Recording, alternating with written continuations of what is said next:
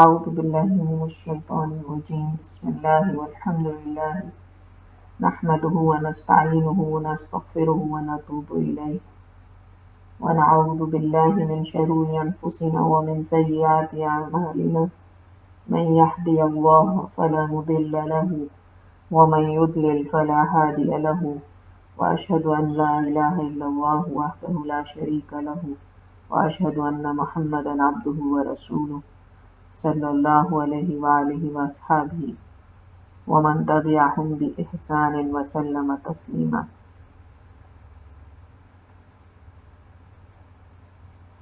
بإذن اللہ سبحانہ تعالیٰ کی توفیق کے ساتھ انشاءاللہ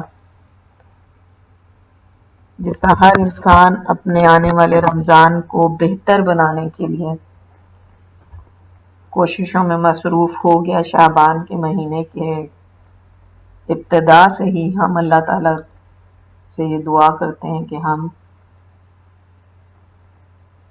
اپنی اس کوشش کو ان کوششوں میں شامل کر سکیں کہ جو اپنے رمضان کو بہتر بنا سکیں انشاءاللہ۔ یہ جو ٹاپک ہم شروع کرنے والے ہیں، توحید اسماء اللہ تعالی و صفاتہ، اللہ کے نام اور اس کی صفات کی توحید یا توحید اسماء و صفات۔ اللہ تعالیٰ سے دعا ہے کہ وہ ہمارے اس عمل کو، اس کوشش کو اس حدیث کے مطابق بنا دے جو نبی اکرم صلی اللہ علیہ وآلہ وسلم نے فرمایا کہ جب اللہ تعالیٰ کسی کے ساتھ خیر کا ارادہ کرتا ہے، مَن یُرِدِ اللَّهُ بِهِ خَیْرًا یُفَقِّهُ فِی الدِّین، کہ جب اللہ تعالیٰ کسی کے ساتھ خیر کا ارادہ کرتا ہے تو اس کو دین میں تفقہ، فہم عطا فرما دیتا ہے، دین کا فہم عطا فرما دیتا ہے۔ اور یہ بات متفقن علیہ ہے، تمام علماء کرام، فقہ کرام اور اس دین کے سب سے زیادہ فہم والے لوگوں کا یہ قول ہے کہ دین کے اندر سب سے بڑا علم، یعنی جس کو کہنا چاہیے کہ فقہ اکبر، سب سے بڑا علم، ایمان کا سب سے بڑا علم جو ہے وہ یہ ہے کہ اللہ کون ہے، اس بات کو جانا جائے۔ علماء کرام کہتے ہیں کہ ایمان باللہ کا آدھا حصہ اللہ کو جاننا ہے اور باقی اس کی عبادت کرنا، تو مکمل توحید یہ۔ ایک انسان جب ایمان لے کر آتا ہے، ایک انسان کو جب مسلمان جو ہوتا ہے، جب وہ مسلمان ہونے کے لیے اسے سب سے پہلے ایمان باللہ کا اقرار اور اظہار کرنا ہوتا ہے۔ اب ایمان باللہ کیا ہے؟ ایمان باللہ کے 4 ارکان ہیں۔ ایمان باللہ کے، ایمان اللہ کے اوپر ایمان لانے کے 4 ارکان ہیں۔ ایک یہ کہ سب سے پہلے تو یہ مانا جائے کہ اللہ تعالیٰ موجود ہیں، ان کے وجود پہ ایمان لانا کہ وہ حق ہے، وہ موجود ہے عرش کے اوپر، اس کا وجود، اس کی ذات موجود ہے، فزیکلی موجود ہے، وہ ایک شخصیت ہے، وہ ایک وجود کے طور پہ موجود ہے، اس کا ہونا، اللہ تعالیٰ کے موجود ہونے پر ایمان لانا، ایمان باللہ میں پہلا رکن یہ ہے۔ دوسرا رکن اللہ تعالیٰ کی ربوبیت پر ایمان، کہ ہم ہر چیز کے لیے جو بھی ہمیں درکار ہے اس دنیا کے اندر زندگی گزارنے کے لیے، اس سب کے لیے ہم اللہ سبحانہ تعالیٰ کے محتاج ہیں۔ بارش کے لیے، کھانے کے لیے، پینے کے لیے، اولاد کے لیے، اپنے جسم کی حرکت کے لیے، ہر چیز کے لیے ہم اللہ سبحانہ تعالیٰ کے اوپر محتاج ہیں، اللہ سبحانہ تعالیٰ کے محتاج ہیں۔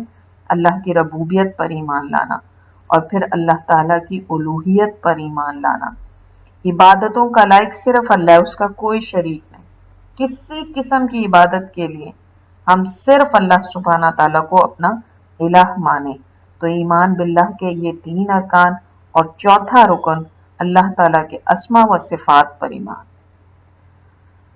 یعنی اس کے نام ہیں، اللہ کی صفات ہیں جس سے انسان کو اللہ سبحانہ تعالیٰ کا تعارف ملتا ہے۔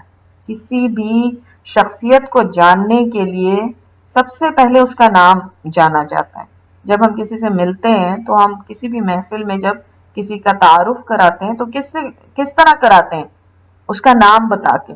تو نام جو ہے وہ کسی بھی شخصیت کا شرف بھی ہوتا ہے۔ کوئی نام اس انسان کی تعارف کی پہلی کڑی ہے اور اس تعارف کے اندر اس کو ایک شرف بخشا جاتا ہے، ایک عزت بخشی جاتی ہے۔ تو اسما اللہ ہیں وہ بھی اللہ سبحانہ تعالیٰ کا عزت اور مقام اور اس کا شرف یہ ہے کہ اس کو جانا جائے۔ تو اللہ سبحانہ تعالیٰ کو جاننے کے لیے، اس کے تعارف کے لیے اللہ کے بھی نام ہیں، اور اسی طریقے سے ان ناموں میں صفات ہیں، جبکہ یہی بات انسان کے لیے نہیں ہے۔ انسان کا نام محسن ہو سکتا ہے لیکن لازمی نہیں ہے کہ اس کی شخصیت کے اندر جو وصف پایا جائے وہ بھی محسن والا ہو، جبکہ اللہ سبحانہ تعالیٰ کے لیے جو اس کے نام ہیں، جو اس کی صفات ہیں، وہ اللہ ہی کے لیے اور وہ بالکل برحق ہیں۔ تو یہ 4 ارکان ہیں جو ایمان باللہ کو مکمل کرتے ہیں۔ مسلمان ہونے کے ناطے ہم جانتے ہیں کہ ایمان باللہ، ایمان بالرسول، ایمان بالکتب، ایمان بالآخرہ، قیامت بعد الموت اور بالقدر، یہ لازمی ہے ایمان کو مکمل کرنے کے لیے۔ ایک مسلمان کو مسلمان بنانے کے لیے ان 5 چیزوں کے اوپر ایمان لانا لازمی ہے۔ اس میں ایمان باللہ جو سب سے پہلی اور سب سے اہم چیز وہ یہ، اور اس کے 4 ارکان یہ ہیں۔ اللہ تعالیٰ کے اسما اور صفات کے علم کا مقام اور مرتبہ یہ ہے کہ توحید اسما اور صفات توحید کی 3 اقسام میں ایک قسم ہے، یعنی ابھی ہم نے کیا سمجھا؟ ایمان باللہ کے 4 ارکان ہیں، لیکن ایمان باللہ کو اگر ہم ایمان اللہ کے وجود پر ایمان لانے کے بعد دیکھیں اور ہم نے یہ مان لیا کہ اللہ ہے، تو اب اس کے اوپر توحید کا ایمان آ جاتا ہے کہ اس کو ماننے کے بعد اس کا ایک ہونے کو ماننے کو جو ایمان لائیں گے ہم، وہ توحید ہے، توحید باللہ۔ اب وہ توحید جو ہے اس کے اندر ہم کہہ سکتے ہیں توحید ربوبیت، توحید الوہیت، توحید اسماء و صفات۔ تو یہ ایک مستقل قسم ہے۔ اس سے ہمیں پتہ چلتا ہے کہ اللہ تعالیٰ کے اسماء و صفات پر ایمان لانے کا علم جو ہے اس کا مقام اور مرتبہ ہے ایک، اور وہ مقام اور مرتبہ اگر کہا جائے کہ اس سے بڑا علم کوئی نہیں، اللہ سبحانہ تعالیٰ کون ہے اس کو جاننے سے بڑا کوئی علم نہیں۔ جس طرح دنیا کے اندر انسان کہتا ہے کہ سارے ہی جو علوم ہیں وہ بہت اہم ہیں، سارے علوم بہت اہم ہیں، ڈاکٹر ہونا، انجینئر ہونا، سوشل ورکر ہونا، نرس ہونا، قصائی ہونا، بڑھئی ہونا، یہ تمام جو اسکلز ہیں یہ بہت امپورٹنٹ ہے دنیا کے اندر، ان سب کی معاشرے کو ضرورت ہوتی ہے۔ کوئی ایک بھی اگر اس کے اندر سے اسکل والا نہ ہو تو ظاہر معاشرے کے اندر بہت سارے کام جو ہیں وہ نہیں ہو سکیں گے۔ تو ہر ایک کی اپنی ایک حیثیت ہے، لیکن ڈاکٹر کی حیثیت تمام شعبوں سے بڑھ کے، کیوں؟ کیونکہ وہ اللہ کی اس مخلوق کے جسم اور اعضاء کا جو ہے وہ علم حاصل کرتا ہے جو انسانی زندگی کو بچانے کا کام کرتا ہے۔ تو اس انسانی زندگی کو بچانا دنیا کے تمام شعبوں میں سب سے زیادہ اعلیٰ ہے۔ اسی طریقے سے اللہ کون ہے اس علم کو حاصل کرنا ہر علم سے بڑھ کے زیادہ اہم، یعنی جو دینی علوم ہوتے ہیں، حدیث کا علم ہے، سیرت کا علم ہے، فقہ کا علم ہے، پھر اسی طریقے سے دوسرے علوم ہیں، ان سب علوم کے اندر جو سب سے اعلیٰ اور عرفہ علم ہے وہ ہے اللہ کون ہے اس بات کو جاننا، اور یہ بات ہی انسان کے توحید کو مکمل کرتی ہے کہ جس طرح میں نے آپ کو شروع میں بتایا، علماء کہتے ہیں کہ ایمان کا آدھا حصہ اللہ کو جاننا اور باقی اس کی عبادت کرنا ہے۔ تب انسان کی جو توحید ہے وہ مکمل ہوتی ہے۔ تو اللہ کو جاننے کے اندر اس کی ربوبیت، اس کی الوہیت، اس کے اسماء و صفات، اور الحمدللہ رب العالمین ہم توحید الوہیت اور توحید ربوبیت پڑھ کے جا چکے ہیں۔ آج سے انشاءاللہ تعالی جو ہم شروع کرنے کا ارادہ رکھتے ہیں وہ ہے توحید اسماء و صفات۔ قرآن کو جب ہم پڑھیں تو اس کا مرکزی آئیڈیا جو ہے وہ ہے ہی اللہ کو جاننا۔ قرآن کی کوئی 3 یا 4 ایسی آیات نہیں گزرتی اگر ہم قرآن پڑھتے ہیں ہر تیسری، ہر چوتھی یا ہر 5ویں آیت کے بعد ہمیں اللہ کا نام ملتا ہے۔ یہ کس بات کی طرف اشارہ ہے کہ اللہ سبحانہ تعالیٰ بار بار قرآن کے اندر کہتے ہیں علموا وعلموا، اللہ سبحانہ تعالیٰ فرماتے ہیں فَاعْلَمُوا أَنَّ اللَّهَ عَزِيزٌ حَكِيمٌ وَاعْلَمُوا أَنَّ اللَّهَ بِكُلِّ شَيْءٍ عَلِيمٌ وَاعْلَمُوا أَنَّ اللَّهَ بِمَا تَعْمَلُونَ بَصِيرٌ وَاعْلَمُوا أَنَّ اللَّهَ غَفُورٌ حَلِيمٌ وَاعْلَمُوا أَنَّ اللَّهَ سَمِيعٌ عَلِيمٌ وَاعْلَمُوا أَنَّ اللَّهَ غَنِيٌّ حَمِيدٌ فَاعْلَمْ أَنَّهُ لَا إِلَهَ إِلَّا اللَّهُ۔ مطلب جتنی بھی جگہوں پہ قرآن کے اندر ہم کوئی 12-15 دفعہ یہ لفظ اللہ سبحانہ تعالیٰ نے انسان کو کہا اور جان لو اور مان اس بات کا علم حاصل کر لو، اور ہر اس لفظ کے بعد اللہ سبحانہ تعالیٰ اپنی کسی صفت کو، اپنے کسی نام کو پیش کرتے ہیں، صفت کو نہیں، کیونکہ یہ یہاں پہ خاص طور پہ اللہ سبحانہ تعالیٰ جو ذکر کریں وہ اپنے کسی نام کو، نعم المولا و نعم النصیر، حالانکہ مولا اور یہ نصیر یہ سارے نام جو ہیں ان سب کے اندر صفات بھی پائی جاتی ہے۔ تو تھوڑی سی انسان کو جو صفات اور ناموں کے اندر کنفیوژن ہوتی ہے وہ انشاءاللہ تعالی ہم آگے جا کے سمجھتے جائیں گے، لیکن اللہ سبحانہ تعالیٰ جہاں پہ بھی کہتے ہیں وَاعْلَمُوا عِلَمُوا، وہ فَاعْلَم کہ جانو، تو کیا بات جانو؟ کس بات کی طرف اللہ تعالیٰ حکم دے رہے ہیں بار بار؟ کہ اللہ کو جانو، اللہ کے ناموں سے اس کو پہچانو، اللہ کی صفات سے اس کو جانو۔ اور یہ صرف اس انسان کے لیے ممکن ہے کہ جو ایمان والا ہو، کیونکہ ظاہر ہے غیر ایمان والے جو ہیں، جو اللہ کی ذات پہ ایمان ہی نہیں رکھتے، ان کو یہ سب کچھ نظر نہیں آئے گا۔ حالانکہ ان کے لیے بھی اللہ کے ناموں کے اندر ہم دیکھیں گے ان کے لیے بھی آثار موجود ہیں۔ تو اللہ سبحانہ تعالیٰ جو بار بار قرآن میں انسان کو حکم دے رہے ہیں وہ یہ کہ اللہ کو جانو، اللہ چاہتا ہے کہ ہم اس کو جانیں، اللہ سبحانہ تعالیٰ یہ بات پسند کرتے ہیں کہ انسان اس کو جانے، اسی وجہ سے اللہ سبحانہ تعالیٰ بار بار دعوت دیتے ہیں اپنے ناموں کے ذریعے سے۔ اور ہم یہ بات اچھے طریقے سے جانتے ہیں کہ انسان کو ایمان بڑھانے کی ہر مسلمان کو ضرورت ہوتی ہے کہ وہ اپنے ایمان کو تر و تازہ کرتا رہے ہر دن کے ساتھ، اور اس کے ایمان کو تر و تازہ کرنے، اس کو بڑھانے کی بہت سے طریقے ہیں۔ سب سے بڑا طریقہ تو ہے کہ انسان نیکیاں کرے۔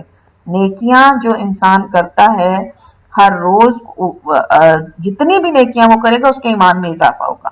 لیکن سب سے زیادہ جس کو کہتے ہیں نا، ہمیں انسٹنٹ ریسیپی چاہیے ہوتی ہر چیز کی، ہم چاہتے ہیں کہ کوئکلی فوراً سے کوئی کام ہو جائے، اور تمام کام تو نہیں ہو سکتے لیکن ایمان کو بڑھایا جا سکتا ہے انسٹنٹلی، کوئکلی، اور اس کو بڑھانے کا تیز رفتار ترین طریقہ یہ ہے ایمان کو بڑھانے کا کہ انسان اسماء حسنہ کو جانے اور سیرت کا مطالعہ کرے۔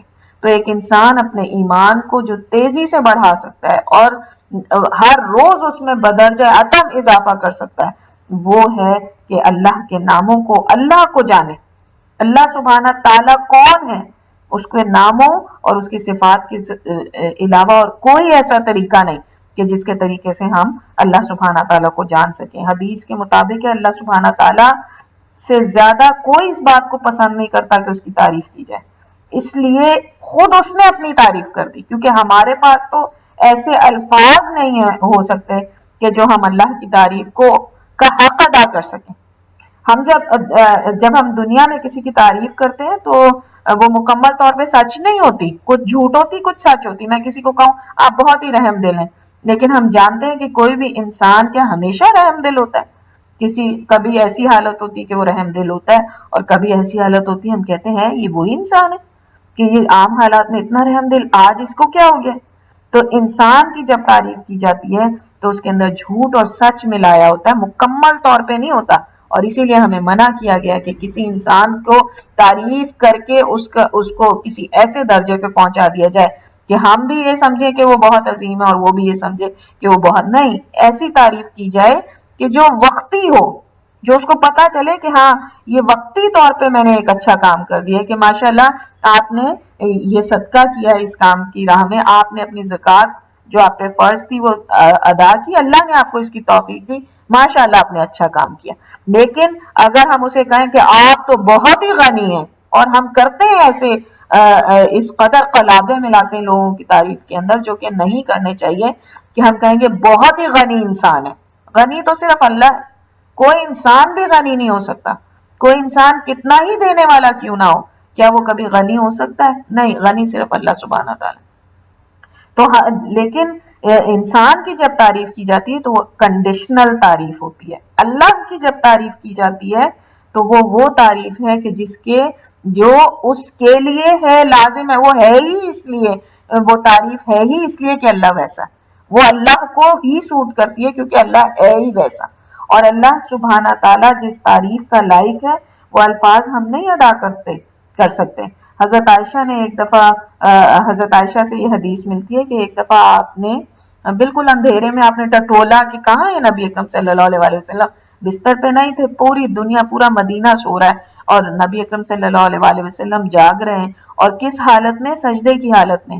اور آپ نے, حضرت عائشہ کہتی ہیں کہ جب میں نے ہاتھ لگا کے دیکھا تو وہ یہ وہی حدیث ہے جس سے ہمیں یہ بھی پتہ چلتا ہے کہ دونوں پنڈلیوں کو زور سے مضبوطی سے جوڑا ہوا اور سجدے کی حالت میں, اور کیا کہہ رہے ہیں کہ اے اللہ تو جس تعریف کے قابل ہے میں اس کا حق ادا نہیں کر سکتا, صرف تو ہی اپنی تعریف سب سے بہتر کر سکتا.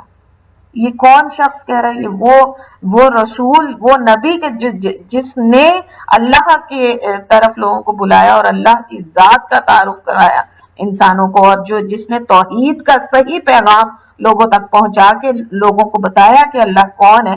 یہ وہ شخص کہہ رہا ہے. اتنے عظیم مرتبہ انسان کس وقت؟ تہجد کے وقت جب ساری دنیا سو رہی ہے, کس حالت میں؟ جو سب سے بہترین حالت ہے اللہ کی تعریف کی, اور وہ ہے سجدہ. اس کے اندر اللہ سبحانہ تعالیٰ سے نبی اکرم صلی اللہ علیہ وسلم فرماتے ہیں کہ میں آپ جس تعریف کے قابل ہیں اس کا حق ادا نہیں کر سکتا, میرے پاس ایسے الفاظ نہیں ہیں, اور یقیناً صرف آپ ہی ہیں جو اپنی تعریف خود بہترین طریقے سے کر سکتے ہیں. تو انسان جو ہے وہ جو تعریف اللہ سبحانہ تعالیٰ کی کرنا چاہے تو وہ صرف وہی الفاظ ہیں جو اللہ سبحانہ تعالیٰ نے ہمیں خود سکھا دیے. قرآن کے اندر اللہ سبحانہ تعالیٰ فرماتے ہیں وَلِلَّهِ اسماء الحسنى فادعوه بها, اور اللہ کے لیے ہی ہے احسن نام, بے شک اللہ ہی کے لیے ہے احسن نام, تو اس کو اس سے پکارو, اس کی عبادت کرو. دعو کے دعا کے ایک معنی ہے عبادت کرنا, تو اگر اس کا ترجمہ ہم کریں تو اللہ ہی کے لیے ہے بہترین نام, تو اس کے ذریعے اللہ کی عبادت کرو. تو یہ بھی عبادت کے اس میں, اور یہ اللہ سبحانہ تعالیٰ نے قرآن میں 4 مرتبہ یہ بات فرمائی ہے. اچھا, اس کے اندر ایک اور بڑی خوبصورت بات ہے کہ اللہ کے نام حسن نہیں ہے, صرف خوبصورت نہیں ہے, احسن ہے, اس سے بہتر کوئی نام نہیں. اللہ کے ناموں سے بہترین, مکمل, اللہ کے ناموں سے زیادہ جامع اور کوئی نام نہیں. تو احسن نام ہے اللہ کے, اسماء الحسنى, حسنہ احسن کی جو ہے وہ تسنیہ ہے. یہاں پر کیوں تسنیہ اللہ نے استعمال کیا؟ کیونکہ اسماء جو ہے وہ غیر عاقل کی جمع ہے, تو اس وجہ سے حسنہ یہاں پہ اللہ سبحانہ تعالیٰ نے استعمال کیا. اور یہ عربک کا ایک رول ہے, گرامر کا رول ہے کہ جب بھی غیر عاقل یعنی جن چیزوں کو عقل نہیں ہوتی, انسان اور جنوں کے علاوہ جو چیزیں ہیں ان کو, یعنی انسان اور جنوں کے علاوہ ہی چیزیں ہوتی ہیں نا, ٹیبل, میز, کرسی, یہ ساری یہ غیر عاقل چیزیں, تو اس کی جب جمع بیان کی جاتی ہے کہیں پر تو پھر اس کے ساتھ ہمیشہ اس کی تعریف کے لیے جو لفظ آتا ہے وہ تسنیہ کا, اس کا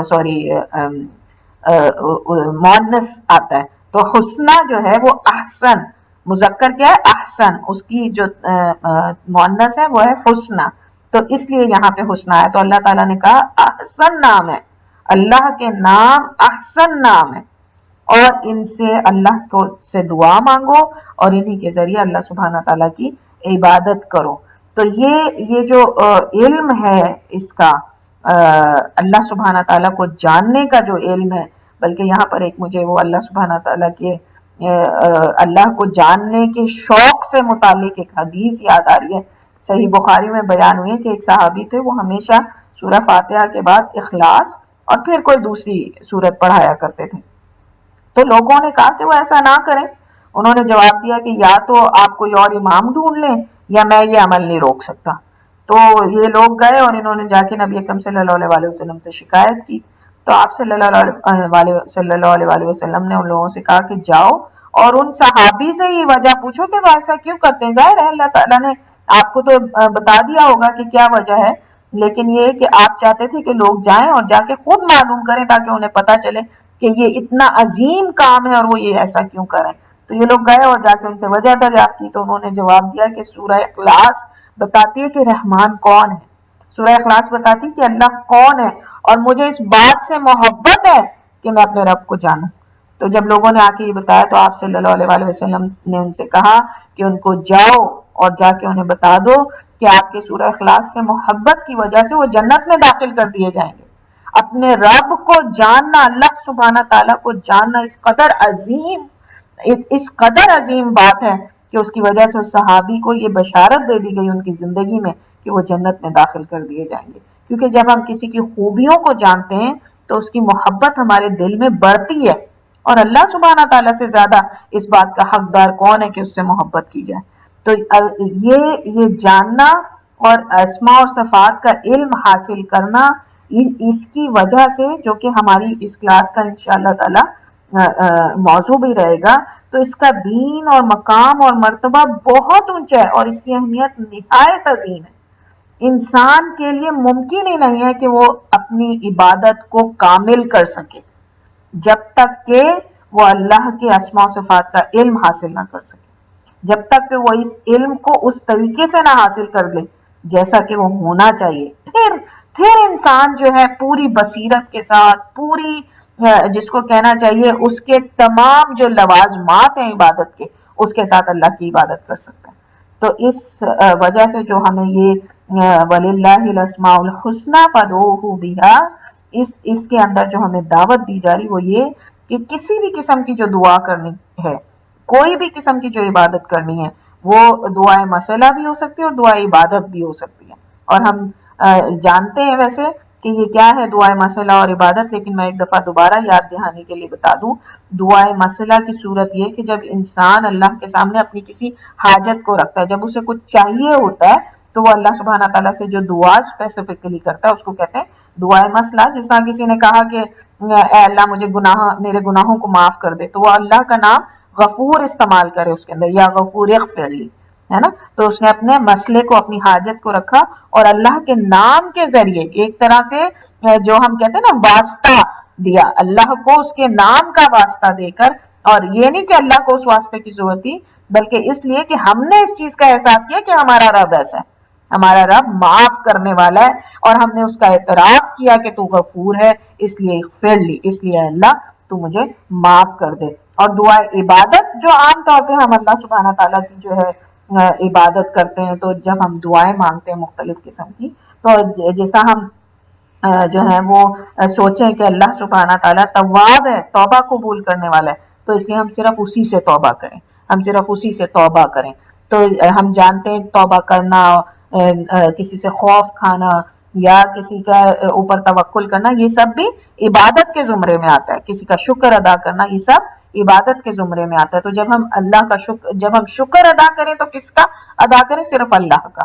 اور اپنے ذہن میں اس بات کو رکھتے ہوئے تو یہ دعائیں عبادت ہے، یعنی دعائیں جو جس کو ہم کہتے ہیں، تو دعا صرف مانگنے ہی میں نہیں ہوتی، دعا تعریف کرنے کے معنی میں بھی آ جاتی ہے.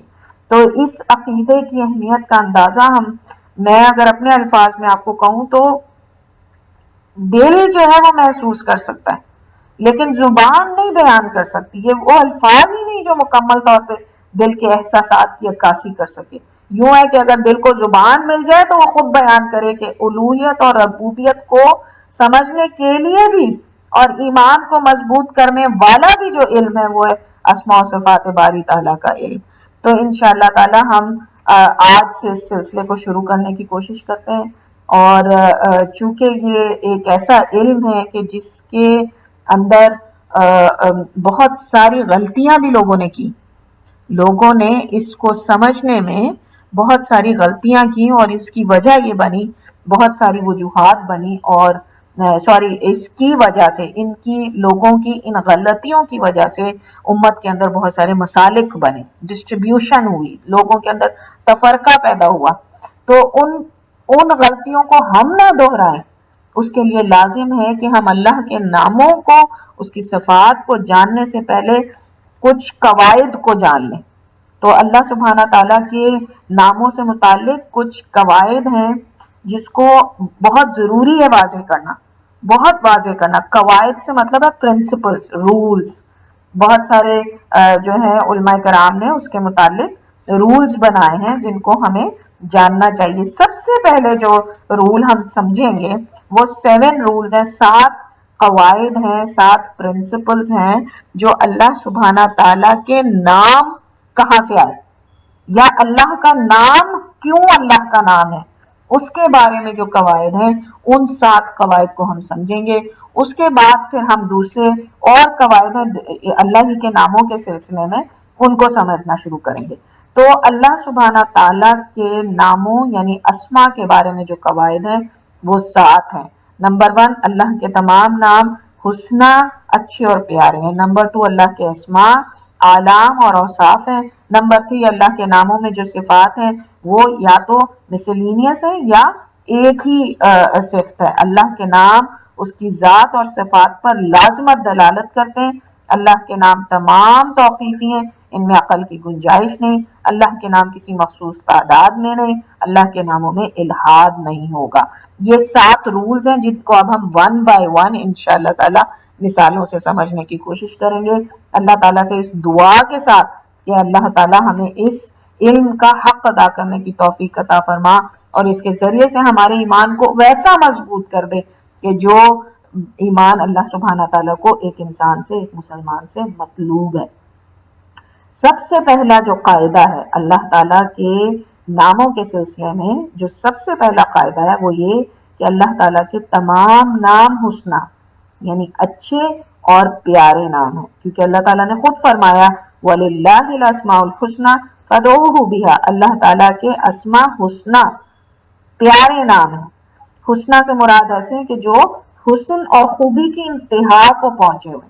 تو اس کا مطلب ہے کہ اللہ تعالیٰ کے جتنے بھی نام ہیں ان کے اندر جو صفات پوشیدہ ہیں، جو اس کے اندر اس نام کے اندر پائے جانے والی جو صفت ہے وہ اس قدر کامل ہے کہ اس کے اندر کوئی نقص ہی نہیں ہو سکتا، نہ اس کے اندر کسی نقص کی گنجائش ہے، وہ کامل ہے۔ اس کی اگزامپل ہم یوں لے لیں کہ ایک انسان کو، جس طرح میں نے ابھی آپ کو وہ مثال دی کہ اگر ہم کسی انسان کو کہتے ہیں کہ رحم کرنے والا ہے، بہت، یہ بہت رحم کرنے والا ہے، انسان کتنا بھی رحم کرنے والا کیوں نہ ہو، وہ کامل رحم کرنے والا نہیں ہو سکتا۔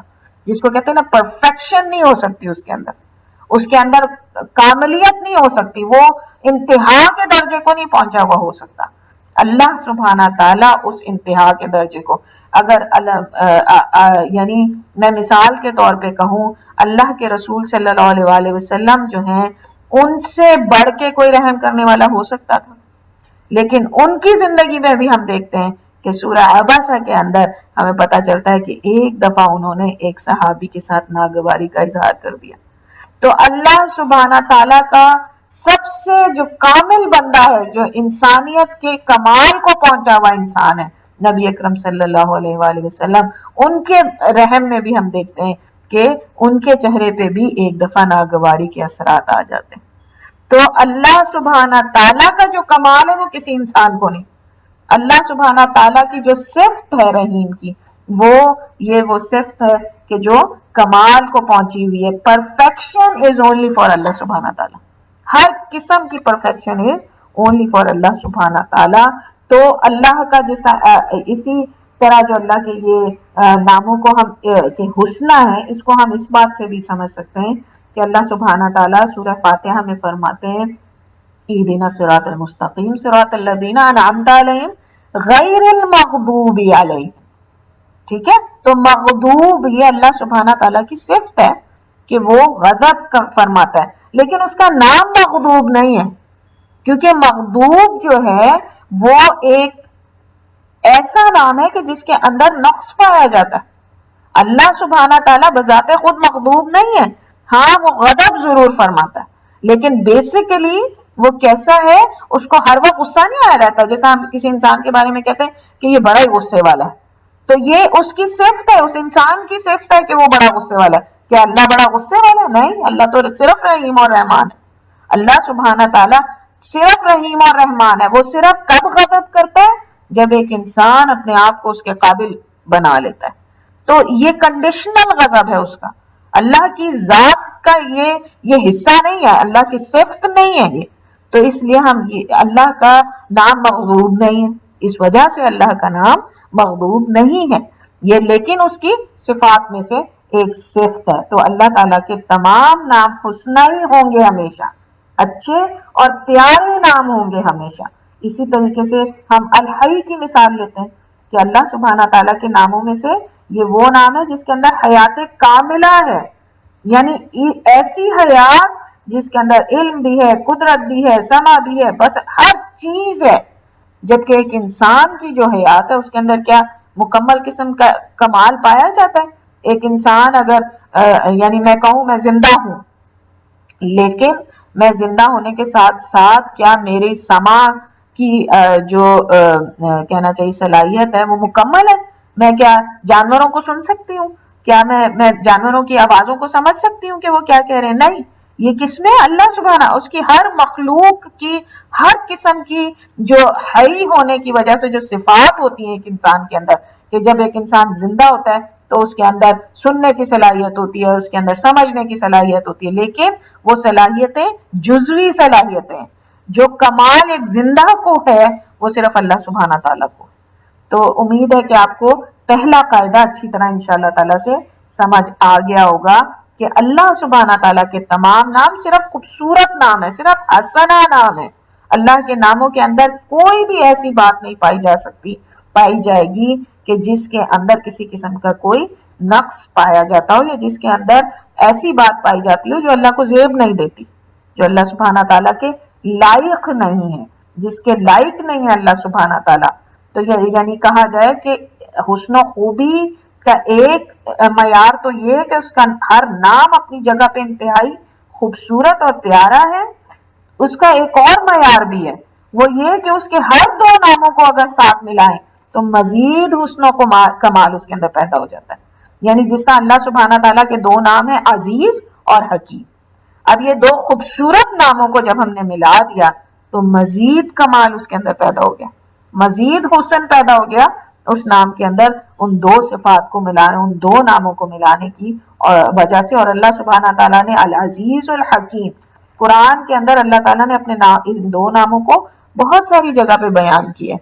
اللہ سبحانہ تعالیٰ نے خود بھی اس اسلوب کو اپنایا ہے کہ اپنے دو خوبصورت ناموں کو جو ہے ملا کے بیان کیا تاکہ اس بات کے اندر مزید جو ہے خوبصورتی پیدا ہو سکے. اس بات کے جس طرح اگر ہم کہیں کہ عزیز کا مطلب ہے عزہ، جو غلبہ پانے والا ہے، تو جب اللہ تعالیٰ نے عزیز الحکیم کہا تو اس کے اندر حکمت بھی، اب ایک غلبہ پانے والا جو ہے لازمی ہو کہ اس کے اندر حکمت بھی پائی جاتی ہو، وہ حکیم بھی ہے. وہ کیوں کسی پہ غلبہ پا رہا ہے؟ حکمت کی وجہ سے. اس بدرجہ کمال اس کے اندر غلبہ اور حکمت دونوں ہوں گے، دونوں اکٹھے ہو کے اس کمال پر دلالت کرتے ہیں کہ جب اللہ تعالیٰ کسی چیز پہ غلبہ پاتا ہے تو وہ طاقت اور ظلم کی بنا پہ نہیں، بلکہ اپنی حکمت اور اس کا غلبہ پانا بہتری کے لیے.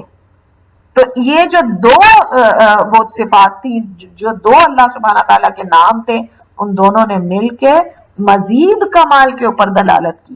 تو یہ اللہ سبحانہ تعالیٰ کے ناموں کی خوبصورتی کے دو ڈائمنشنز ہیں، دو وہ ہو گئے. ایک تو یہ کہ وہ نام بذات خود بہت خوبصورت ہے، دوسرا یہ کہ جب وہ دونوں ہر دو ناموں کو ملایا جائے تو اس کمال میں مزید کمال پیدا ہو جاتا ہے. دوسرا قاعدہ اللہ کے ناموں کے بارے میں وہ یہ کہ اللہ تعالیٰ کے تمام نام پراپر ناؤنز ہیں. ہم کہتے ہیں نا proper and common noun. Common noun کیا؟ ہر چیز کامن ناؤن ہے، اور اللہ کے ناموں کے آگے تو انسانوں کے پراپر ناؤنز بھی کامن ہو گئے ہیں نا. تو اللہ کا ہر نام پراپر ناؤن ہے، اللہ کا ہر نام علم ہے، خاص ہے، اور اسی طریقے سے اللہ کے ناموں کے اندر اس کی صفات بھی پائی جاتی ہیں۔ اللہ کا اگر ایک نام ہے تو اس کے اندر ایک صفت بھی اس کے ساتھ پائی جاتی ہے، جیسا ہم نے کہا کہ حکیم، الحکیم اللہ کا نام بھی ہے اور اس کے اندر اللہ کی صفت بھی پائی جاتی ہے۔ اسی طرح میں نے آپ کو اگزامپل دی، اس کی صفت ہے غضب کرنے کی، لیکن وہ مغضوب نہیں ہے، یہ اس کے ایک ایٹریبیوٹ میں سے ہے کہ وہ غضب کر سکتا ہے، لیکن یہ اس کے ناموں میں سے نہیں ہے۔ اسی طریقے سے بہت سارے نام ہیں لیکن ہو سکتا ہے اس کے اندر کوئی صفت نہ پائی جاتی، تو یہ انشاءاللہ تعالی جب ہم انشاءاللہ ناموں اور اس کو کریں گے تو ہم اس چیز کو بھی دیکھتے جائیں گے کہ یہ صرف اللہ کا نام ہے یا یہ اللہ کی نام اور صفت بھی ہے، یا اس کے اندر دونوں چیزیں پائی جاتی ہیں، ٹھیک ہے، اور یا پھر یہ کہ صفت ہے اللہ کی لیکن اس کی وجہ سے اس کا کوئی نام نہیں ہے۔ یہ جاننا بھی بہت ضروری ہے کیونکہ یہ آگے ایک قاعدہ آ رہا ہے جس کو ہم اسی بات سے سمجھیں گے انشاءاللہ تعالی۔ تو اللہ سبحانہ تعالیٰ کے اگر کوئی نام ہے جس طرح حی، العلیم، قدیر، سمیع، بصیر، رحمان، رحیم، یہ سب ایک ہی اللہ کے نام ہے اور وہ ایک ہی ذات ہے اللہ سبحانہ تعالیٰ، لیکن ہر نام کا اپنا ایک الگ مطلب ہے اور ہر نام دوسرے نام سے الگ ہے، ٹھیک ہے، ہر نام دوسرے نام سے الگ ہے، کسی دو ناموں کے اندر بھی سیم سننے میں بے شک جس طرح قاہر اور قہار سنانے میں یوں ہی ہے کہ جس طرح دونوں شاید ایک ہی وہ ہے، نہیں، دونوں کے الگ مطلب ہے۔ تو اللہ تعالیٰ کے جتنے بھی نام ہیں ہر نام کے اندر جو ہے اس کے الگ اوصاف پائے جاتے ہیں اور ہر ایک ایک دوسرے سے بالکل الگ ہے۔ تو اللہ اس بات کی کہ اللہ سبحانہ تعالیٰ کے نام اور اس کی صفت کی مثال ہم اگر یوں لیں کہ قرآن کے اندر اللہ سبحانہ تعالیٰ نے ایک جگہ کہا وَهُوَ الْغَفُورُ الرَّحِيمُ، یہاں پہ اللہ سبحانہ تعالیٰ اپنے ان دونوں ناموں کو نام کے طور پہ پیش کر رہا ہے کہ وہ ذات غفور اور رحیم ہے، اس کا نام کیا ہے؟ غفور اور رحیم۔ دوسری جگہ انہی دونوں کو استعمال کرتے ہوئے اللہ تعالیٰ کہتے ہیں وَرَبُّكَ الْغَفُورُ ذُو الرَّحْمَةِ، تیرا رب غفور ہے اور رحمت والا ہے۔ اب دیکھیں اوپر غفور تھا نام، تو اس غفور کا صفت کیا ہے کہ وہ مغفرت کرنے والا ہے۔ پھر اللہ نے کہا رحیم ہے تو اس کی رحمت کیا ہے؟ ذو الرحمہ ہے، رحمت کرنے والا ہے۔ تو یہ یعنی نام کے اندر جو نام تھا اس کا وہ علم ہے بذات خود، اور اس نام کے اندر جو وصف ہے، جو تعریف ہے اللہ سبحانہ تعالیٰ کی، جو صفت ہے، وہ مختلف جگہ پہ اللہ سبحانہ تعالیٰ نے پھر اس کو خود بیان کی۔ یہ دلائل میں آپ کو بتا رہی ہوں اللہ کے نام کیوں اسماء حسنہ کو ہم نے چنا کہ یہ کون سے نام ہیں۔ اول تو یہ اس غلط فہمی کو لوگوں کے دور کرنے کے لیے، لوگوں کے ذہنوں میں کسی بھی قسم کے شبہات آئیں کہ یہ کیوں اللہ کا نام، کس نے کہا کہ یہ اللہ کا نام ہے، کس طرح پتا چلا کہ یہ اللہ کی نام ہے اور صفت نہیں ہے، کس طرح پتا چلا؟ تو یہ اس کے دلائل ہیں جو یہ ہم قواعد سمجھ رہے ہیں نا، یہ اس کے دلائل ہیں اللہ کے نام کے بارے میں۔ تو تیسری جو ہم بات انشاءاللہ تعالی اللہ کے ناموں کے بارے میں جو تیسرا وہ سمجھنے جا رہے ہیں قاعدہ، وہ یہ کہ اللہ کے ناموں میں جو صفات ہیں وہ یا تو ایک ہی نام کے اندر جو صفت ہوگی وہ، تو جو تیسرا قاعدہ ہے وہ یہ ہے کہ اللہ کے نام میں جو صفات ہیں یا تو وہ لازم ہوگی کہ بس اس کا وہی ایک خصوصی مطلب ہے، اور یا پھر وہ متعدی ہوں گی کہ جس کے اندر مختلف قسم کی صفات ہمیں مل سکتی ہیں۔ ان تفاصیل سے ایک جو طبقہ ہے معطلہ، جو گمراہ کہنا چاہیے کیونکہ ہم کسی کو بھی اسلام سے نکال نہیں سکتے خود اپنی اس کے اوپر، گمراہ یوں کہہ سکتے ہیں کہ انہوں نے اللہ سبحانہ تعالیٰ کے ناموں کے بارے میں جو تھوڑی سی غلطیاں کی ہیں اس کی ان چیزوں کے ذریعے سے جو ہے، ان تمام دلائل کے ذریعے سے ان کے اوپر اللہ سبحانہ تعالیٰ نے رد کیا۔ تو مختلف قسم کی انہوں نے علتیں بیان کی، جس طرح میں نے ابھی آپ سے کہا کہ اللہ کا ایک ہی نام جو ہے اس کے اندر مختلف صفات ہو سکتی ہیں، یعنی یا تو اس اللہ کے اس نام کا وہی مطلب ہوگا اور یا پھر یہ ہوگا کہ اس کے وہ متعدی ہوں گے۔ تو جب اگر کوئی نام ایسا ہو کہ جو متعدی ہو یا مسلینیس ہو اس کے اندر، تو اس نام کو ثابت کرنے کے لیے لازمی ہے کہ وہ نام اللہ نے خود اپنے لیے ثابت کیا ہو. اس پہ ایمان لانا ضروری ہے کہ وہ نام اللہ نے خود اپنے لیے کہا ہو. پھر یہ ایمان لانا کہ جس صفت کو اس نام کے ذریعے سے بیان کیا گیا ہے وہ بھی اللہ کے لیے ثابت ہو. اور پھر یہ بھی ایمان لانا ضروری کہ اس صفت کا حکم اور جو اس کا تقاضا ہے وہ بھی ثابت ہو. تو اگر ہم اس کو مطلب سامنے رکھیں ان تین باتوں کو، تو ہمارے پاس جو ایک دلیل یا جو ایک کہنا چاہیے مثال ہے وہ اس طرح ہو سکتی ہے کہ السمیع، اللہ سبحانہ تعالی سننے والا ہے. تو السمیع اللہ تعالیٰ نے خود اپنے لیے یہ نام چنا. پھر دوسری بات یہ کہ اس سمیع کے اندر جو بطور صفت اللہ تعالیٰ کا سننا ہے، اللہ نے خود کہا کہ وہ سننے والا ہے، اللہ نے کہا نا کہ وہ سننے والا ہے، تو یہ بات بھی اللہ نے خود اس چیز کے اوپر واضح کر دی. تیسری بات یہ کہ اس کا حکم اور جو اس کا تقاضا ہے وہ اللہ سبحانہ تعالیٰ کی اس آیت سے ہمیں پتہ چلتا ہے واللہ یسمع تحاورکما ان اللہ سمیع بصیر. اللہ تعالیٰ تم دونوں کے سوال و جواب سن رہا تھا، بے شک اللہ تعالیٰ سننے اور دیکھنے والا. آپ نے دیکھا کہ تینوں تقاضے اس میں پورے ہو گئے سمیع کے. پہلا کیا، اللہ نے خود کو خود اپنا نام دیا سمیع کا. دوسرا کیا کہ سمیع کے جو سے جو صفت نکلتی ہے سننے کی ہے نا، وہ بھی اللہ سبحانہ تعالیٰ نے خود اس میں کہا کہ اللہ تعالیٰ تم دونوں کے سوال و جواب سن رہا تھا. تیسری بات یہ کہ اللہ تعالیٰ ہر مخفی بات اور سرگوشی کو بھی سن لیتا ہے. یہ تیسری بات ہو گئی کہ اللہ سبحانہ تعالیٰ خود تو وہاں پر بذات خود وہاں پہ آ کے موجود تو نہیں تھے نا، جن دو کے بارے میں اللہ تعالیٰ یہاں پر کہہ رہے ہیں کہ وہ دونوں آپس میں سرگوشی کر رہے تھے، بات کر رہے تھے. تو کیا صفت ہے اللہ سبحانہ تعالیٰ کی کہ وہ سمیع ہے، سننے والا ہے. اور اس صفت کے اندر یہ بات شامل ہے، یہ حکم شامل ہے، اور اس بات کا یہ تقاضا ہے کہ وہ ہر قسم کی سرگوشی کو بھی سن لینے والا ہو اور ہر اونچی آواز میں کہی گئی بات کو سن لینے والا ہو.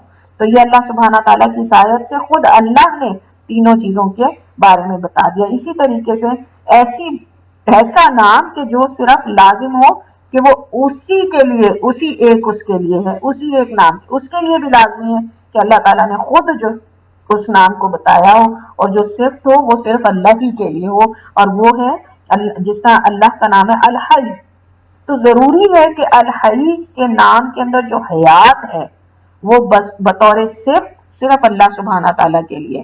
یعنی جس طرح میں نے آپ سے کہا کہ جب ایک انسان حیات ہوتا ہے تو وہ صفت اس کے لیے جو ہے وہ ایسی والی حیات نہیں ہے جیسی اللہ کے لیے جو ہمیشہ سے اور ہمیشہ رہے گی، انسان کے لیے تو نہیں ہے. تو انسان کے لیے جو حیات کے معنی ہیں وہ صرف وہ وقتی حیات ہے جو اس کو دی گئی اللہ سبحانہ تعالیٰ کی طرف سے، جبکہ اللہ سبحانہ تعالیٰ کو حیات دی نہیں گئی، وہ تو ہے ہی حیات، ہمیشہ سے تھا، ہمیشہ رہے گا. لیس بعد کل شیء. تو تیسری جو ہم نے قاعدہ پڑھا اللہ سبحانہ تعالیٰ کے بارے میں وہ یہ کہ اللہ کے اسماء میں جو صفات ہیں وہ یا تو متعدی ہوں گی، اس کے مسلینیس جو تقاضے ہیں وہ ہوں گے، اور یا پھر لازم ہوں گی کہ صرف اللہ ہی سبحانہ تعالیٰ کے ایسے وصف ہیں کہ وہ صرف اللہ سبحانہ تعالیٰ کے لیے ہے. چوتھا قاعدہ یہ ہے کہ اللہ تعالیٰ کے نام میں اس کی صفات اور جو ذات ہیں دونوں، اس کی وجود اور اس کی صفت، اس کی فزیکل ایگزسٹنس اور اس کی پرسنالٹی کے جو ایٹریبیوٹس ہیں وہ اس کے اکارڈنگلی ہی موجود ہوں گے. یعنی اگر اللہ سبحانہ تعالیٰ کا نام ہے الخالق تو اس کی ذات پر اور اس کے نام کے اندر موجود یہ صفت خلق پر، دونوں پر دلالت کرتا ہے کہ وہ صرف وہی ہے جو الخالق ہے، نہ آپ الخالق ہے نہ میں الخالق ہوں، صرف اللہ الخالق ہے. اور یہ جو اس کے اندر صفت ہے پیدا کرنے کی وہ صرف اس کی یعنی اس بات کی گارنٹی ہے کہ اللہ کے علاوہ کوئی پیدا کر ہی نہیں سکتا. آپ میں بیج لگا سکتے ہیں لیکن ہم اس کے اندر سے پودے کو پیدا نہیں کر سکتے، وہ پیدا کون کرے گا؟ الخالق. تو یہ جو اللہ سبحانہ تعالیٰ کا یہ نام ہے یہ صرف اسی کی یہ گارنٹیڈ ہے کہ یہ صرف اسی کے لیے. یہ صرف اسی کی ذات کے لائق ہے۔ اور اسی طریقے سے ہم کہیں کہ جو ذات خالق ہے، اب اگر وہ ذات انسان کو پیدا کرتی ہے، اس ذات نے، اس خالق نے جن کو پیدا کیا، کہتے ہیں جن سے پہلے ایک مخلوق تھی بن، اللہ نے اس کو پیدا کیا۔ اللہ کی اس تخلیق کی جو صفت ہے، اس کے اندر حکمت اور علم آٹومیٹیکلی آ گیا، آٹومیٹیکلی وہ شامل ہو گیا۔ ایک انسان نے اگر کوئی سوچا کہ میں ایک روبوٹ بناؤں، تو اس کے اندر کچھ علم تھا جس کو اس نے استعمال کیا، اس کے اندر کچھ جو ہے صلاحیت تھی کہ جس کو اس نے استعمال کیا، لیکن کیا اس نے وہ علم اور وہ جو صلاحیت ہے وہ کہیں سے حاصل نہیں کی؟ اس نے حاصل کی جہاں سے اللہ نے اس کو دی، تب وہ اس قابل ہوا۔ لیکن اللہ ایسا خالق ہے کہ سارا علم اسی کے پاس تھا، ساری جو تخلیق کرنے کی صلاحیت تھی وہ صرف اسی کے پاس تھی، اور تب الخالق کی وہ صرف جو ہے وہ کامل ہو گئی اس علم اور اس حکمت کے ساتھ۔ تو اسی وجہ سے ہم کہیں گے کہ اللہ کی جو نام ہے اس کے اندر اس کی ذات اور صفات کے عین مطابق وہ دلالت کرتی ہیں۔ اللہ کی ذات کو جو نام جس طرح زیب دیتا ہے اسی طریقے سے دلائل اس کے اندر موجود ہیں۔ تو یہ جو ہے یہ چوتھی جو اسما کے بارے میں قواعد ہیں، یہ چوتھا قاعدہ ہو گیا۔ پانچواں قاعدہ، انسان اپنی عقل سے اللہ کو کوئی نام نہیں دے سکتا۔ اللہ کے تمام نام توقیفی ہیں، جو نص سے ثابت ہیں، جو دلائل جس کے قرآن اور حدیث کے اندر واضح کر دیے گئے ہیں، خود بتا دیے گئے ہیں۔ اگر آپ اور میں کوئی نام اللہ سبحانہ تعالیٰ کو، جس طرح اللہ سبحانہ تعالیٰ محبت کی صفت اللہ کے اندر پائی جاتی ہے، لیکن اللہ کا نام محب نہیں ہے۔ کتنا خوبصورت سننے میں نام ہے، محبت کرنے والا، محب۔ آپ میں کہتے ہیں اللہ کا ایک نام محب ہے، نہیں، محب اللہ کا نام نہیں ہے، کیونکہ اللہ نے خود نہیں بتایا۔ اب میری عقل چاہے کتنا اس کو پسند کرے، تو اللہ کے تمام نام وہی ہیں جو نص سے ہمیں دلیل ملتی ہے، کتاب اور سنت سے جو دلیل ہمیں ملتی ہے اسی کے مطابق اللہ سبحانہ تعالیٰ کے نام ہیں۔ یہ پانچواں قاعدہ ہو گیا، اس میں عقل کی کوئی گنجائش نہیں، انسان اپنی طرف سے کسی نام کو پیش نہیں کر سکتا۔ اسی طریقے سے اللہ سبحانہ تعالیٰ نے اس بات کو بہت ناپسند کیا ہے کہ جس طرح اللہ تعالیٰ قرآن میں فرماتے ہیں کہ اللہ نے میرے اوپر حرام کر دیا تمام فحش باتوں کو، اعلانیہ اور پوشیدہ، اور ہر گناہ کی بات کو اور نہ حق کسی پر ظلم کرنے کو، اور اس بات کو کہ تم اللہ کے ساتھ کسی ایسی چیز کو شریک ٹھہراؤ جس کی اللہ نے کوئی سند نازل نہیں کی، اور اس بات کو کہ تم اللہ کے ذمے ایسی بات لگا دو جس کو تم جانتے نہیں۔ تو اللہ نے اسی لیے بھی اس چیز کو ناپسند کیا کہ کوئی خود سے اس کی ذات کے بارے میں کوئی نام رکھے، کیونکہ ہو سکتا ہے کہ اس کے اندر کوئی ایسی بات پائی جاتی ہو جو اللہ کو زیب نہیں دیتی۔ تو اس سلسلے میں ادب کا پہلو بھی ہے، اس لیے انسان کو چاہیے کہ وہ اپنی عقل کا استعمال کرتے ہوئے، چاہے اس کے دل کو کتنا ہی خوبصورت کیوں نہ اللہ کے لیے کوئی نام لگے، وہ نہ رکھے اللہ سبحانہ تعالیٰ کے لیے اس نام کو، صرف انہی ناموں کو اللہ کا نام کہے جو نص سے اللہ تعالیٰ نے اور نبی اکرم صلی اللہ علیہ وسلم نے ہم تک پہنچا دیے۔ چھٹا قاعدہ اللہ سبحانہ تعالیٰ کے ناموں کے بارے میں یہ کہ اللہ کے نام کسی مخصوص تعداد میں معین نہیں ہے۔ ایک حدیث بہت مشہور جو ہمیں ملتی ہے وہ یہ کہ اللہ کے نبی صلی اللہ علیہ وسلم نے فرمایا کہ اللہ کے 99 نام ہیں، ایک کم 100، جو انہیں پڑھے گا وہ جنت میں داخل ہو گیا۔ تو لوگوں نے اس سے بڑی غلط تعویلیں نکالنی شروع کر دی۔ ایک تو یہ کہ شاید اللہ کے صرف 99 نام ہیں، نہیں۔ دوسری یہ تعویل نکالی کہ جو صرف ان کو یاد کر لے گا وہ جنت میں داخل ہو جائے گا۔ یہ دونوں جو ہیں یہ باتیں اس حدیث کا کیا کہنا چاہیے، اس حدیث کو صحیح طریقے سے بیان نہیں کرتی۔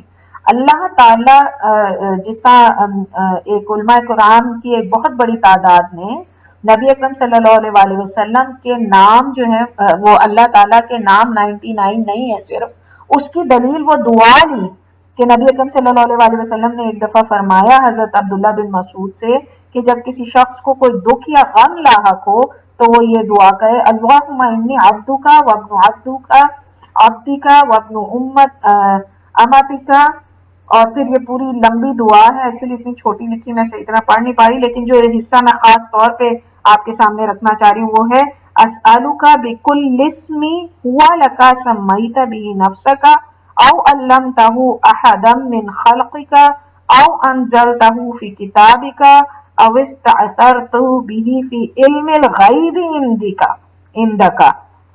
تو اس دعا کے اندر کیا بتا رہے ہیں نبی اکرم صلی اللہ علیہ وسلم کہ اللہ تعالیٰ، اے اللہ میں تیرا بندہ ہوں اور تیرے بندے اور بندی کا بیٹا ہوں، میری پریشانی تیرے ہی ہاتھ میں ہے، میری ذات پر تیرا ہی حکم چلتا ہے، میری ذات کے متعلق تیرا فیصلہ سراپا عدل و انصاف ہے، میں تجھے، ہم سے جو ہم متعلق حصہ ہے اس دعا کا وہ یہ ہے، میں تجھے تیرے ہر اس نام کا واسطہ دے کر کہتا ہوں کہ جو تو نے خود اپنے لیے تجویز کیا یا اپنی مخلوق میں سے کسی کو وہ نام سکھایا یا اپنی کتاب میں نازل فرمایا یا اپنے پاس علم غیب میں ہی اسے محفوظ رکھا کہ تو قرآن کریم کو میرے دل کی بہار، سینے کا نور، غموں کے لیے کشادگی کا باعث اور پریشانی کے لیے دوری کا ذریعہ فرما دے۔ تو اس سے دلائل لیتے ہوئے علماء کرام کا کہنا یہ ہے کہ اللہ سبحانہ تعالیٰ کے 99 نام نہیں ہیں۔ کیوں؟ کیونکہ اللہ نے اپنے پاس غیب میں بھی محفوظ رکھے ہیں کچھ نام۔ تو یہ اس بات کی دلیل ہے کہ اسماء حسنہ جو ہیں وہ اللہ سبحانہ تعالیٰ نے اپنی مخلوقات کو بھی سکھائے، خود قرآن میں بیان کیے، مخلوقات میں کون؟ نبی اکرم صلی اللہ علیہ وسلم کو سکھائے، خود بیان کیے قرآن کے اندر۔ تو اس حدیث سے یہ بات ثابت ہوئی کہ اللہ کے نام 99 سے زیادہ ہیں۔ اور اسی طریقے سے وہ یہ بات بھی بتاتے ہیں کہ کوئی اگر کہے کہ میرے پاس 1000 ریال پڑے ہوئے ہیں جو میں نے صدقہ کرنے، تو کیا اس کا یہ مطلب ہے کہ ان 1000 کے علاوہ اس کے پاس اور کوئی درہم یا ریال نہیں؟ آف کورس یہ وہ جس 1000 کے بارے میں بات کر رہا ہے یہ وہ ہیں جو باقی میں سے نکال کے اس نے صرف صدقہ کے لیے رکھے۔ تو اس حدیث میں جو اللہ کے رسول صلی اللہ علیہ وسلم نے فرمایا کہ تم جو ہو 99 نام، وہ یعنی بہت ساروں میں سے 99 ناموں کو تم یاد کر لو، اور کیسا یاد کرو کہ اس کے مطابق پھر اپنی زندگی کو گزارو، انہیں سمجھو۔ تو اس لحاظ سے وہ کوئی بھی 99 ان میں سے ہیں جو مکمل طور پہ جو احادیث اور قرآن کے ذریعے سے جمع کیے گئے، اور اس کی تعداد تقریباً 140 سے اوپر ہے۔ تو ان میں سے کوئی بھی جو 99 نام، اور ظاہر ہے انسان کوشش کرے گا کہ جو زیادہ سے زیادہ حدیث اور قرآن کے ذریعے پروفڈ ہیں ان ناموں کو وہ یاد کرے، انہیں سمجھے، اور اس کے اوپر جو ہے وہ اپنی زندگی کو اسی کے مطابق گزارے۔ تو اس طریقے سے ہمیں یہ پتا چلا کہ اللہ کے صرف 99 نام نہیں ہیں، بلکہ اس کا مطلب یہ ہے کہ جس شخص نے اللہ کے ناموں میں سے 99 نام یاد کیے تو وہ جنت میں داخل ہوگا۔ تو اس کا مطلب یہ ہوا کہ نبی اکرم صلی اللہ علیہ وسلم کی یہ بات کہ جس نے انہیں احصاہا، حفظ کر لیا، حاصل کر لیا، وہ اس جملے کو مکمل کر دیا، تو یہ حدیث کا ترجمہ اس کے مطابق ہی کہا جائے گا کہ جس نے بہت سارے نام، اللہ کے بہت سارے ناموں میں سے، تمام اسماء حسنہ میں سے جو انسان کو معلوم ہوئے ان میں سے 99 نام یاد کیے، وہ انشاءاللہ تعالی جنت میں جائے گا۔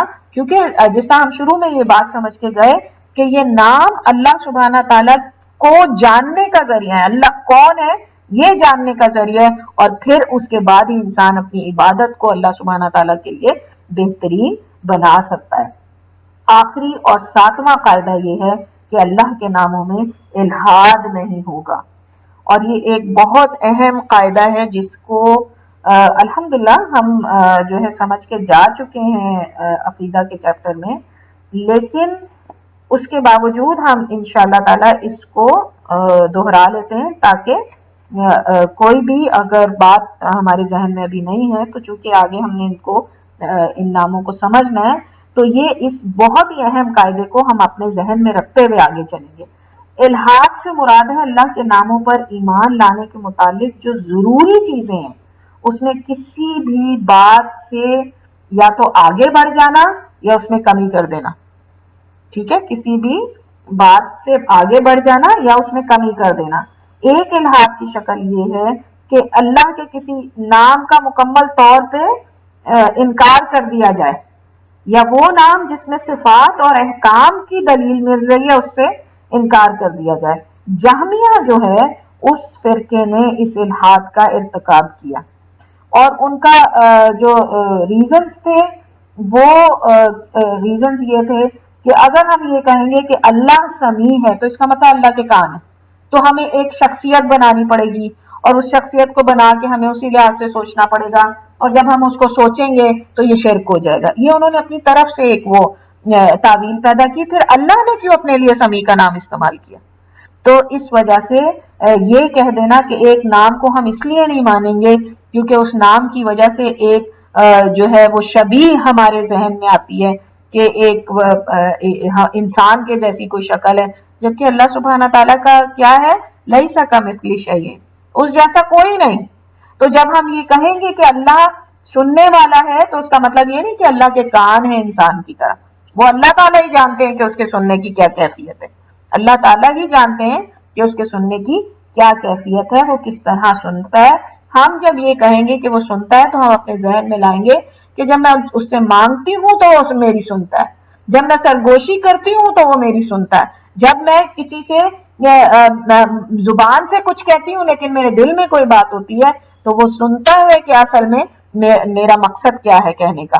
میں اس کو تشبیہ نہیں دوں گی کہ ہاں پھر اللہ تعالیٰ کس طریقے سے سن رہا ہے، وہ میں کیوں اس طرف جاؤں جب مجھے اللہ تعالیٰ نے کہا ہی نہیں کہ میں اس طرف سوچوں۔ اللہ تو مجھ سے سمیع ہونے کی وجہ سے جو چاہتا ہے کہ میرے دل میں ایمان پیدا ہو، وہ تو اس کی ان صفات کے اوپر ایمان لانا ضروری، تو وہ اس نے مجھے کہا کہ میں سمیع ہوں تو اس کی وجہ یہ ہے کہ وہ چاہتا ہے کہ میں جانوں کہ وہ کس قسم کا سمیع ہے، اور میں اس کی وجہ سے اپنے ایمان کو صحیح کر لوں۔